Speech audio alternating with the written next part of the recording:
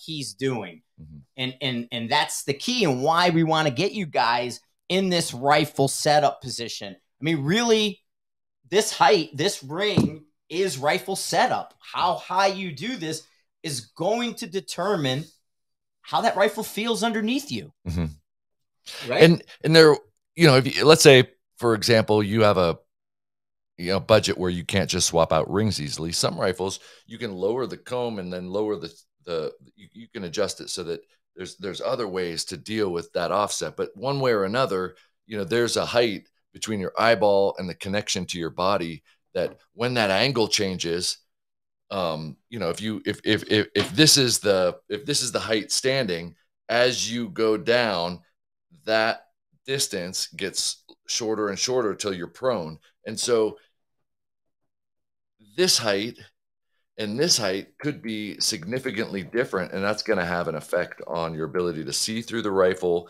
And then the recoil management factor, prone versus standing, could be different if it's changing where it's stuck to your body, because if it's here and it recoils, it might tip up. And if it's here and I'm pushing, right, it might tip down. And that's the result of you trying to optimize that height. And with that, one of the examples, like a great example, is with the ASR with AI.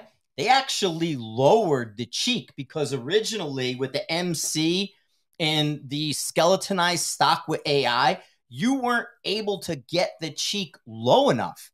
And so you find with the modern chassis, those cheeks go really high and they don't necessarily go as low.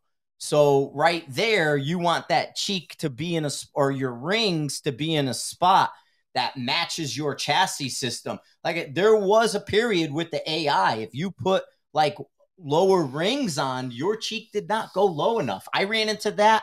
I forget what, I put a scope on my AT and ran into a spot the cheek didn't go low enough. I had that happen with me. And I have high cheek, so some people have gotten on my rifles in the past and struggled with that to begin with, and it's not easy to just lower it on the fly. Now chassis are getting a little bit easier to modulate, but I think that's room for improvement on the end of the chassis makers, because the rings, I don't know, you know, you're not gonna have it.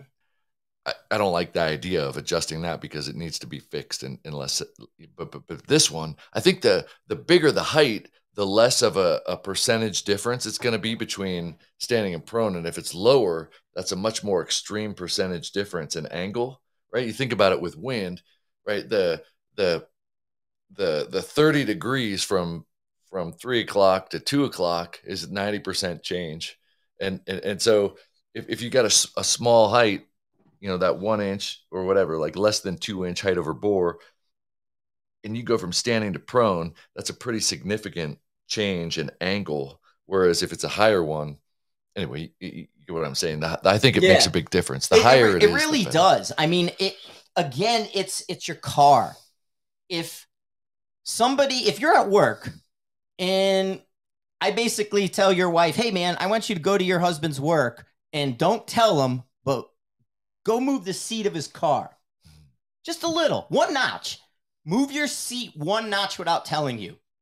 You'll absolutely know. Mirrors too, right? If somebody hits a mirror, knocks a mirror out of the way, kids jump in the front seat, knock the rear view mirror out, you immediately know somebody touched your car. Your rifle should be the same thing. And not everybody gets the amount of repetitions and the ability to use their rifle that much to feel it. But it's definitely there. It's every bit identical to our vehicles. You know, you're not going to be comfortable driving your car if you contorted the seats in a bad way.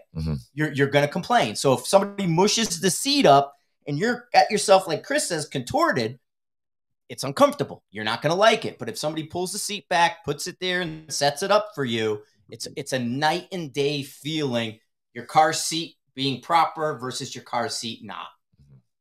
Yeah. And it has a profound effect on point of aim, point of impact. And man, I've shot thousands of rounds testing that. Like I'll put it really low and I'll be looking through and I'll shoot and I'll do everything I can to be down, and I'll try different positions to see what does have an effect on my group and what doesn't.